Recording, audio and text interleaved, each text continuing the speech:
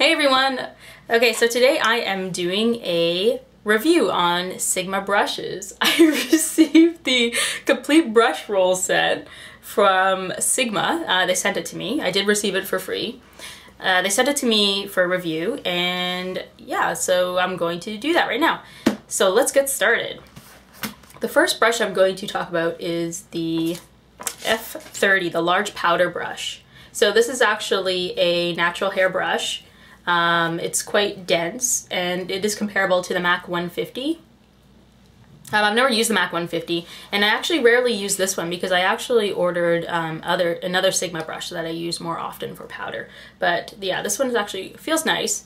It looks like it is a second cut brush, so some of the brush hairs are the natural ends, and then some of them actually look like they've been cut, but it still feels quite soft. So it's not a bad brush, and I've washed it once and it hasn't shed significantly, so that's fine. The second brush is a dual fiber brush. It's the F50, which is comparable to the MAC 187. This is good for applying like cream blushes, cream foundations, liquid foundations, things like that. I don't actually use dual fiber brushes very often, but yeah, this one actually feels quite nice as well. It's quite dense.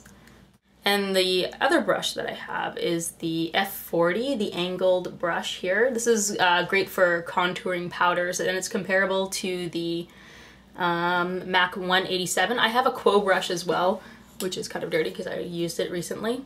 And I don't use them too often because I don't do a lot of contouring on myself personally, and at school we use foundations and concealers, creams to do contouring. But yeah, it seems like a fairly nice brush. It's also natural fiber or natural hair, and it is a second cut because you can see some of the ends have been cut.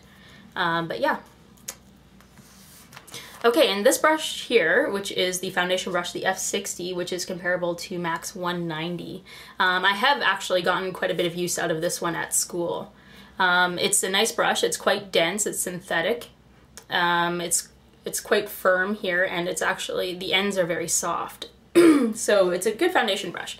I find that it doesn't leave a lot of streaks. I think maybe because it's so dense and the ends are so fine. But yeah, this is actually quite a great foundation brush.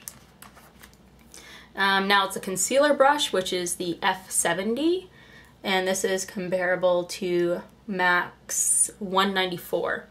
My only complaint about this brush here is that it's too small. It's nice and soft. It's like the actual ends are soft, and it's quite firm. However, I find that it's too small. Like to do under eye concealing, like maybe for small blemishes it's great, but for under eye concealing, it's too small. And the next one is the E70, which is comparable to MAC's 275. This is an angled shading brush, and I do not usually use these brushes. I don't really find much use for them, and they're not very useful. I'd rather use like the 217 or something like that, or the 226 in the crease.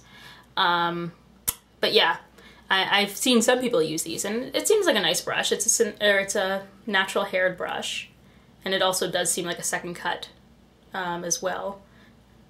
But yeah, it's okay. Now this is one of my favorite brushes. This is the E60. I find that this one is the most useful eyeshadow brush. It's compared to the MAC 252. It's a natural hair brush, and I like the way it's quite wide and it's firm, but the ends are still soft. So it's great for like packing on eyeshadow. And the next one is the E55, which is comparable to MAC's 239. I have the 239, and I don't really like the 239 because it's white, which means that it stains quite a bit, and I find that the actual fibers or the hairs are quite rough, where this one is a lot more soft, like the ends are smoother basically. And it's got the same basic shape and everything, so it's a good all-around brush, and it's probably good for some kind of blending too. And the next one is the E40, which is the tapered blending brush, and it's comparable to MAC's 224. I don't actually own a 224, like I own another one that's kind of similar to 224 by Liz Wattier, and I don't really find it very useful. Maybe like it's great for blending, and I've seen some people use it for like concealers under the eye and everything. But I don't, you know, it's not great for like any kind of application with eyeshadow. But yeah, it's not a bad brush to have, you know, just to, if you run out of a clean 217 or something like that, or if you want to apply concealer underneath the eye with it, then it's probably a good brush for that, but I don't really use it for that. And then there's the pencil brush, the E30, which is like MAC's 219. I have the 219. I haven't used it in a really long time because I find it to be too scratchy, and it's great for like precision application maybe of eyeshadows. However, you know, I like things more blended out and everything, and you know, I just find that it applies things too thickly to blend out nicely. But yeah, there's and it stains too because it's white. And then here is the E65, which is comparable to MAC's 266, which is but the 266 is a blend, like a synthetic natural hair blend, whereas this one is fully synthetic. What's the synthetic one you said, 263? Correct. Okay, so the 263, it's more comparable to 263, which is a full synthetic angled liner. I don't use it as a liner brush. I use it mostly just for eyebrows. And then here's the E05 eyeliner brush. This is supposed to be comparable to 209. I've never actually used it yet for the eyeliner brush because I find that it's just too thick. I don't know. I prefer like really fine, like this here, which is the MAC 210. I prefer that kind of liner brush than to this here. So I'll have to give it a shot, but I don't know. I probably won't like it. Okay, so I also ordered some additional brushes on top of this. The first ones I got, of course the travel one comes with the brush roll kit, which is the Travel 217 or the E25, and then here's the full-size E25. You can never have too many 217s.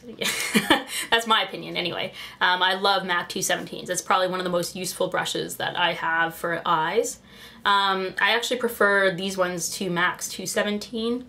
I find that they're a little bit more firm. Maybe mine is just really worn in or something like that, but I find that these are a little bit more firm. And the shape is pretty much exactly the same. Here's a dirty one.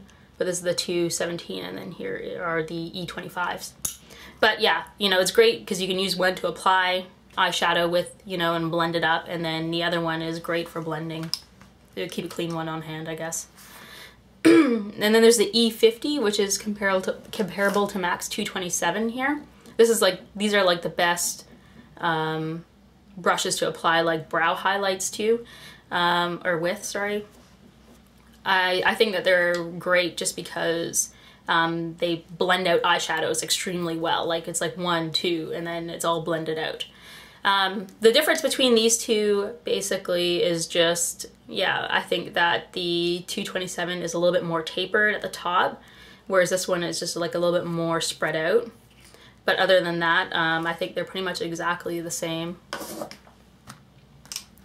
And then I received a F25. I think it's like similar to the MAC 138, I think it is. And yeah, I actually really like applying powder with this brush here more so than the F30, because I feel that you can get like into the corners of the nose, and you know, I just feel that the application is a little bit more precise with this than it is with the other brush, because yeah, if you're using cream foundations, you have to set it with powder and you need to get into those areas. And then I have the tapered highlighter, which is the F35. I'm not too sure which one it is comparable to the MAC ones, but yeah, this one also is great for applying powder underneath the eye, like on top of concealers and everything, and into the corners and stuff. This is a really nice little brush. And then the last brush, my most favorite, I say for last, is the F80. which is like, it's almost like a synthetic kabuki brush here. It's so soft, it's really dense, and I think that it applies foundation fantastically, almost like an airbrushed look. It's flawless. I went like I drove to the States like 2 hours, you know, into the States just for this one brush at Target, the Sonia Kashuk brush. It was like $14.99, and you know, I used to love applying foundation with this brush. However, after I got this brush, this one doesn't compare whatsoever. Yeah, this one is just not as dense, so, you know, like the hairs kind of fly around a lot more, the bristles fly around a lot more, where this one is just a lot more firm. But they're, you know, they're both just as soft, but yeah, this one is just by far a better brush, and it's probably about the same price, I think. So yeah, and then I'll give you a little tip on some brushes here. When I was talking about like second cut brushes, really good quality brushes are usually made with the natural ends of the brushes, like the fibers. So, you know, you'll see like a tapered end, and those are the softest brushes to have. And second cuts basically are, yeah, like the ends have been cut off. So, you know, to get the shape of the brush, you know, they'll, yeah, just have the brush and then they'll cut around it. Whereas a, you know, really good quality brush, they'll actually shape the hairs by hand. So that's what I was talking about. A second cut is a little bit more rough, and the actual first cut, I guess, is very soft. And then another thing that you really want to look for in a good quality brush is like the ferrule being double crimped into the handle. So the two little crimps here, you really want those because that actually secures the ferrule, and it's less likely to come loose in the future after many washes. Yeah, see, like as you see in the Sonia Kashuk one, there's no double crimping here at all, which means that eventually it'll just come loose. And you want the ferrule also to be one continuous piece of metal. You don't want to see like a seam here, because if you see a seam there, that means it's just really cheaply made. So yeah, anyways, the Sigma brushes, all the handles I find are nice, like they're, you know, good length. None of them are too long or too short. You know, everything is a good weight, and yeah. So overall, I'm impressed with these brushes, and I think I'm definitely going to go and buy the professional brush roll kit, because there's a lot of brushes in there that I really do find useful, that I find, like I'm still using other brushes right now from like Quo and things like that to yeah, supplement this. So I think I'm probably going to go ahead and buy another brush roll. And it's great if you're a makeup artist too, you know, to take these brushes with you and stuff. They're a lot cheaper. They're not going to make you, you know, make you go broke like Mac can. And you can afford to have a couple brush rolls and stuff, and you know, because you know, you could be working on several clients and you don't want to be like sanitizing your brushes in between and waiting for them to dry. So, you know, it's just a lot more practical to have a couple of each brush. So yeah, overall I'm impressed, and yeah, so I will be doing a tutorial hopefully in the next day or two, and yeah, so thanks for watching.